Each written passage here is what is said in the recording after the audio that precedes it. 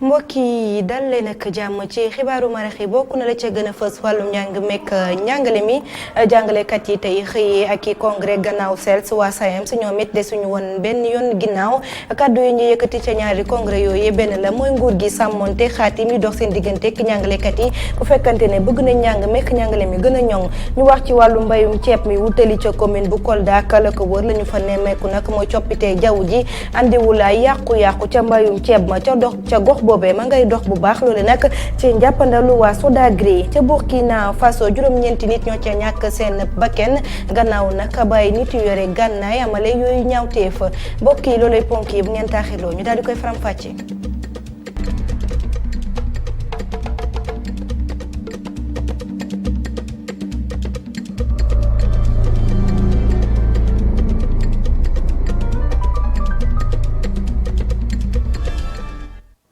asalaamaaleykum mbokk yi jégalu bu baax ci yéex bee door xibaar yi ni na ko junjee la ñu koy daal di dooree wax ci wàllum njàng mekk njàngare mi bi yoon nag ak kuréel bi nga xamante ne waa SELS ñoo ngi ko doon amal di les enseignants regroupés autour du syndicat des enseignants libres ñoom ñooñu nag si seen congrès ba ñu doon amal ña nga cay artu nguurub Sénégal ngir nag mu sàmmonteeg diggé yi dox ci seen diggante yoo xamante ne xaatimoon nañ ko ci atum 2018 gi gën ci ami leeral nañ ci déglu Souleymane Diallo secrétaire général bu SELS àdduna ci micro Cheikh Hassane Fall.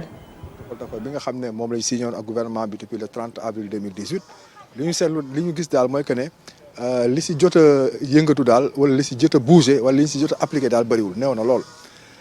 ba tey am na ay jafe-jafe yu bëri yoo xam ne jàngalekat yi moom la ñuy jànkonteel mooy si wàllu lenteur administrative si wàllu également habitat social bi si wàllu également jàngalekat yi nga xam ne ñoo nekk si cadre tout petit nekk ay animateurs polyvalents si seen wàllu recrutement ak formation jafe-jafe yi bëri na fi lool. moo tax nag ñu ne dëgg la démb tàmbali nañu waat monitoring bi ak le ministre docteur Cheikh Kanté mais loolu doyul il faut que mu am volonté politique boo xam ne day jóge ci président de la République mu joxe instruction yu leer yu fort pour ministre yi nga xam ne ñoom ñoo war a appliquer accords yi ñu appliquer ko bu ñu ko defee yaakaar naa jàmm mooy am mais bu ñu ko amul tamit bu loolu amul tamit mandat bi ñu am mooy déposer préavis de grève. ñu desandi ba tey ci wàllu woowee ca wet ga nag waa SAEMS ña nga fa woon ñoom tey ji la ñu doon amal seen ñeenteelu congrès ngir yeesalaat seen i bànqaas ca noonu nag ka nekkoon secrétaire général ba di Saour Sène daal dina àddu ci jafe-jafe ñi janool ñeel njàng mekk njàngale mi waaye nag di artu nguurub Sénégal ngir mu sàmmoon tekk liggéey ne moom bu ko deful rek du ñàkk ay grève am ci année scolaire maanaam ci ubbi teeb école bi ñu dëdmal si waaye waa COSYDEP bi desuñu benn yoon ginnaaw ni ñu leen di soññu ngir ñu gën a tàggat jàngalekat yi ñu déglu Saour Sène. Profito occasion présenter bilan bi nga xam ne moom la ñu def ci ñetti at yi nga xam ne syndicat bi def ñu responsabiliser woon ak suñu équipe profiter aussi de l'occasion visiter thème boo xam ne daf ñuy permettre ñu xoolaat suñu doxalinu syndical lan la ñu mën a def pour que doxalin boobu ñu gën ko ñongal gën ko jox dayoo gën ko jox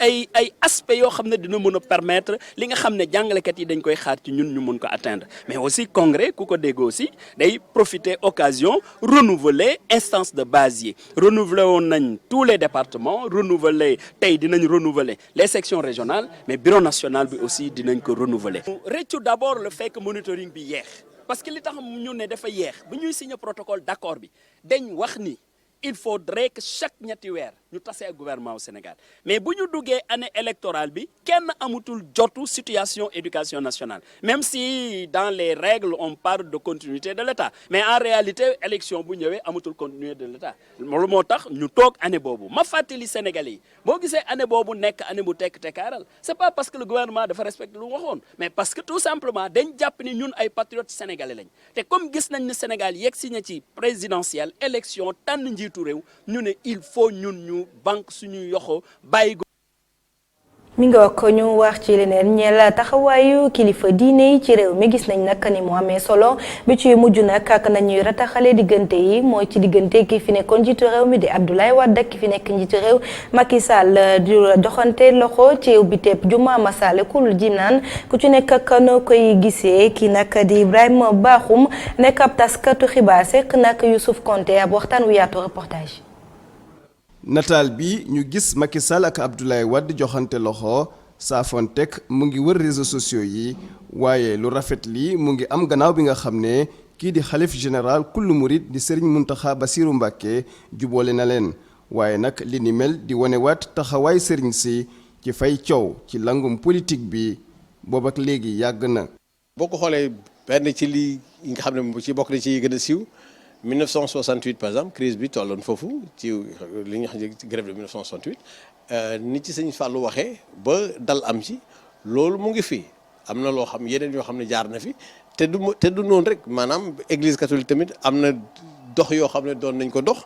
ci ni pour nit ñi mën a déggoo def nañ comme dañu wax ne ñoom comme ci lim dañoo gën a néew bu fekkee ne ñoom dañuy wax ne seen wax ji bu ñu waxee benn yoon mu nit ñi mën nañ ko dégg waaye ngeen di dégg ñu def lu bëri donc mën na ñàkk am waaye terewul ñu ngi ci suuf kenn ku ne fi mu nekk nii am na yoo xam ne ñu ngi koy réglé ci kaw ngeen di ko dégg am na yoo xam ne nit ñaa ngi koy réglé ci suuf man sax jàpp naa ne lii nga xam ne sax moom mujjee am nii démb xëy na ji wax lu ñu tàmbali woon réglé ci suuf bu yàgg la ba mu xees ba ak si fii. ci gis-gisam moom la taskat xibaar bi waaye politique yi dañoo gëm suñu tarixa yi tax bu sëriñ si àddoo faaw rek ñu nangu ndigal. gëm nañ diine moo xam am na jamono yoo xam ne bu ñu wax ne ji lu coow bëri buñ ne monseigneur Thiandoum wax na nangam rek dañ koy déglu buñ ne cardinal Adrien Sarr wax na nangam dañ koy déglu al amen xam Abdou Dabakh moom Alaaji Sëñ Abdou moom tout le monde savait que bu waxee benn affaire lu coow li bëri dafay am ndal nit ñi dañ koy déglu parce que dañu wax ne ji diine moo ni mel comme Sénégal yi dañoo gëm diine bu fekkee ne diine yi maanaam wàllu confrérie yi maanaam wax na ji man dama féete ci murid ba dama féete ci laay dama ak fu ma mën di féete tarixa bi foo ci mën di féetee li ci nekk mooy ne gëm nga ka nga gëm ba pare kooku moom lu mu la sant nga def ko te nag comme sénégalais comme politiciens yi tamit ñoom Sénégal lañ dëkk fii lañ am seen lépp syndicalistes yi noonu ñoom it bu crise amee ñoom ñu dem seeti sëriñ yi bu ko defee tamit sëriñ yi bu ñu waxee da nga leen déglu. ay xaajaloo wala sax xiirog ngaayoo ñu koy faral di nemmeeku lu bari ci langum politique bi moo xam ci mennum parti bi wala ñuy wujje mu yàgg fi lool nag waaye saa yu coow li fayee sëriñ si moo ci dugal loxoom di leen xamal ni ki li leen boole moo ëpp li leen tàkkale. jaajëf Youssouf Konté ñu wax ci leneen ñàkk jëriñu ku ko gëm nag wala ñi ko gëm loolu bokk na ci kuréel gi ñu duppee mouvement Touba ca kanam ñoom nag seen jubluwaay mooy fexe ba defar dëkk bu sell boobee di Touba Mbacké lépp it loo xamante ne manqué na fa ñu daal di ko fay defar ci cotisation yoo xamante ne taalibe yi ñoo koy amal weer bu nekk nag da nga joxe lu tollook 200 téeméer nemmeeku nañ ne nag ba ñu dooree mbir mekk léegi defar nañ fa ay daara tabax fa ay bërëb bu fajokaay reportage Cheikh Hassana Fall. jëf jël ngir mën a ñàkk jëriñu lii de mën nañoo wax ne mooy xalaat liy doxal Touba ca kanam ñetti at ci ginnaaw ba ñu sance seen bopp ñoom ñi le lenn moo leen tax a jóg defaraat Touba ba mu gën a ràññee. suñu liggéey mooy ay ndaw yu booloo ngir defar suñu gox muy Touba sëñ Abibou Mbacké moom sëñ Fallou moo génn woon xalaat bi wax ne suñ mënee am 2 millions murit kenn ku ci nekk weer wu jot nga joxe 2 téeméer muy 2 milliards at mi di 24 milliards kon su boobaa Touba dootu xaar kenn ci lenn. ngir matal seen objectif boobee ab collecte de fonds lañ taxawal fii ci Sénégal ak fépp ci àdduna bi. dañoo bëgg képp koo xam ne murid nga weer wu jot nga cotiser 1000 francs am nañ tamit ay collecteurs yoo xam ne dañoo nekk ci région yëpp nga xam ne fu ci nekk foo bëgg a dem ci Touba ca kanam participer boo demee am na ñoo xam ne ñooñu fa nekkal. koppar goo xam ne sax ba ñu tàmbaleeg léegi liñ ci jotagum tax na ba am ay projets yu bëri yoo xam ne taxawal nañ ko foofee ca biir Touba. tey boo demee Touba tabax nañ fa 4 postes de santé yoo xam ne benn bu ci nekk wàllu tabax bi rek coûté nañu 150 millions te bokkut ak équipement bi nga xam ne mu ngi ci biir. ba ci sapeur bi nekk Touba ca kanam jël na leen benn ambulance ak 2 oto yoo xam ne day fay lakk. bu dee lu jëm ci wàllu lëndamaay mu éclairage public bi daaw jëndoon nañ 1000 lampadaires andi ko Touba tasaare ko ci màgg ren ji incha allah 5000 lañ ci jënd yoo xam ne balaa màggal danañ ko indi tasaare ko Touba ngir Touba leer. te mouvement bile moom fi mu toll nii xalaat na def leneen lu gën a rëy. at yii di ñëw bi nga xam ne mooy bi gën a faar actuellement mooy problème mu ndoxu Touba loolu nag bëgg nañ bu màggal jàllee Touba ca kanam toog ak expert ñu jëm tey waxtaan xool nan la ñuy def ba solutionner ndoxum Touba une bonne fois pour tout ndax murid yi mën nañ ko. weer bu dee bu ne 2 téeméer la ñuy laaj taalibe bu ne loolu mooy slogan bu waa Touba ca kanam te bañ ko taxawaleeg léegi tax na ba Touba am xar kanam gu yees te ñoom sax seen initiative bile mën naa doon exemple ci nit ñu bëri ci réew mi le ñu wutali ca banlieue bu Ndakaaru foofee nag askan wi nelawatuñu ba yandoo ndax ay déeg ñaati ay déeg yoo xamante ne ña nga ca gox boobee déeg yooyu nag tàmbali jural ay jàngoro yu sonal seen njaboot moo tax nag ñuy artu kilifa yi di sàkku ndimbal ci ñoom nañ ci jël motuwaay balaa mbir mi di ëpp loxo reportage bu daal ngaaj. ñaari dex yu nekkee fii ci Grand Mbao extension jaaxal loolu ñi fi dëkkee. loraange yooyu ñu ngi koy dund ci suñu njaboot paludisme bi grippe bi les maladies diarrhéiques ak infection yi ak yeneen déjà mbalit mi xeetu mbalit xeet bu bon bu ñuy nooy rek baaxul ci poumon xale yi dañuy foo ñëw ba ci marigot bi mënoo leen ko tere. leneen liñ fa nemmeeku mooy doon na ay jafe-jafe jëm ci gàncax gi. marigot bi lu nekk lañ ciy sànni muy ay xar yu dee muy déchet plastique muy ordure ménager muy ay yére ñu ngi nii fi ñu taxaw nii tu vois ak grava ñu koy tuur ci marigot bi. ñoom ñu dëkkee fii ci Mbao di ñaawlu taxawaayu autorité yi. ñun mënuñu dëkk fii Mbao ñu am fi ministre de l'environnement ñu am fi maire ñu am fi toutes les autorités ñuy dund coono bi ni mel te gisuñu ci kenn. donc ministre de l'environnement ñu ne Mbao la dëkk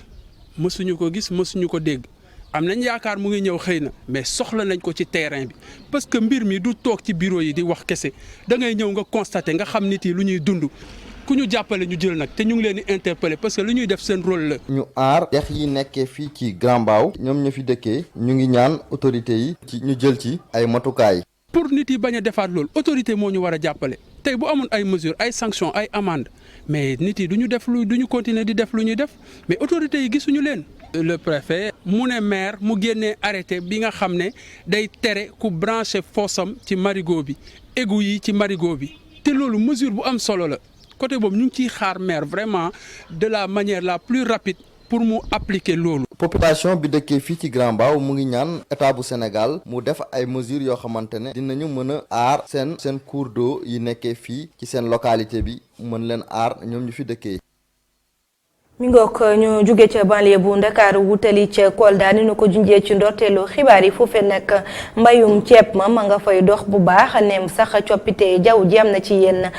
fànn yoo xamante ne laales na fa waaye li ñu def foofee ca gox ba mooy dañoo dem foo xamante ne ay seeni mbalit moo fa nekkoon ñu daal di koy yeesal jag-jagalaat ko def koy toolu ceeb loolu lépp nag ci njàppandalu ko ndimbalu Sodagri ñu fekk fa suñu ndaw Seydou Diatta.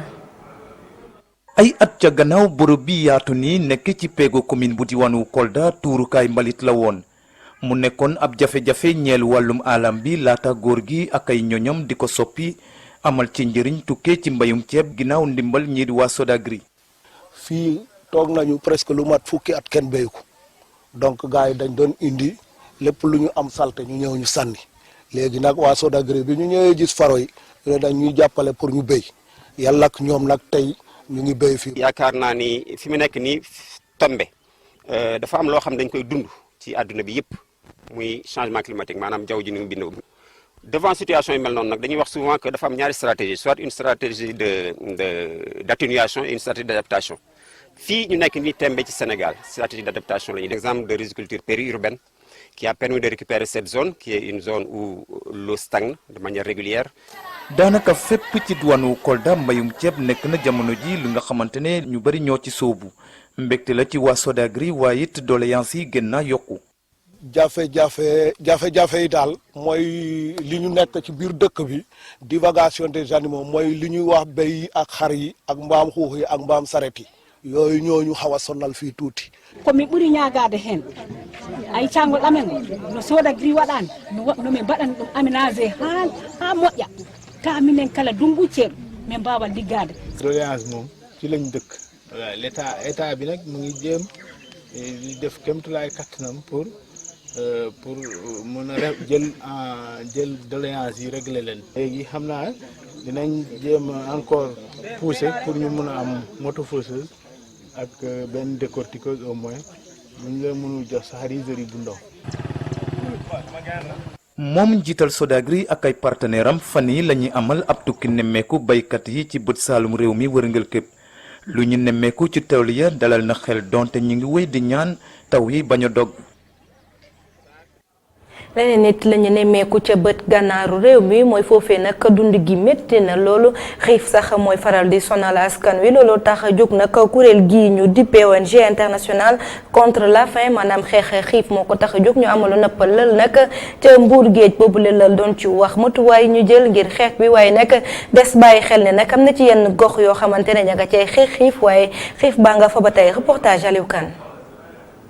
Alimentaire ak nutritionnel lu ñu nemmeeku la ci diwaanu Podor ak li ko wër waaye am na ay jéego yi nga xamante ne nguuru Sénégal def na ko ba tax na ci jamono ji xel mën na dal ndaxte mbir mi daal mel na ni deltu na gannaaw. L'État a fait un effort pour quand même stabiliser la situation nutritionnelle au Sénégal puisque depuis les années 2012 où le pays a fait face à une crise nutritionnelle et alimentaire, notamment dans ces régions nord, à savoir les régions de Matam, Tambacounda et une partie de la région de Saint-Louis, précisément le département de Podor. Il y a eu des actions qui ont été menées pour baisser considérablement la prévalence de la malnutrition. Naam jéego yooyee am na waaye ba tey jii am na ay zones yi nga xamante ne xiif bi am na fa doole bu baax. Les zones les plus vulnérables restent les régions nord du Sénégal, à savoir la région de Matam, la région de Saint-Louis, particulièrement dans le département de Podor. Il y a aussi la région de Tambacounda. ci réewum Burkina Faso action contre la faim def na ay liggéey yi nga xamante ne bii tax na ba lii di xiif gi dellu gannaaw. La situation de la malnutrition au Burkina Faso dans ces 3 dernières années est assez stable. Donc nous avons des taux de malnutrition aigus global autour de 8% depuis 2016. Et dans les zones où Action contre la faim intervient, notamment dans la région de l'Est du Burkina, nous avons intensifié les activités sur la prévention de la malnutrition, notamment la promotion de l'enfant. Ce qui fait que dans cette zone-là, nous avons plutôt une tendance inverse et avec une baisse qui n'est pas assez importante, mais quand même la tendance est à la baisse dans cette région. Et inversement, nous avons également une amélioration des pratiques pour l'alimentation du nourrisson et du jeune enfant dans la région de l'Est. def ay jéego nag ci fànn yépp rawatina ci sensibilisation ak it joxe dundin wu sell ci loolee la action contre la faim bëgg sukkandiku ngir xeex lii di xiif ci àdduna wërngal këpp. mi ngoog mbokk yi ni ñu ko waxee woon nag ci ndorteelu xibaar yi ca Burkina Faso des jàpp ne tey ab tiis la ñu yendoo ndax juróom-ñeenti doomi aadama la ñu fa daal di boom ay saay-saay nag yoroon i gànnaay ñoom ñoo amal boobule ñaawteef daañ ci dellusiwaat suñu yeneen i jotaay xibaar mbokk yi sant leen gërëm leen bu baax xibaaru maraxi fii lay daal di buuree Adama Anouchka Ba dina an ñëw 19h45 andi leen xibaar yi ci kàllaamay nasaraan jërë ngeen jëf wasalaam.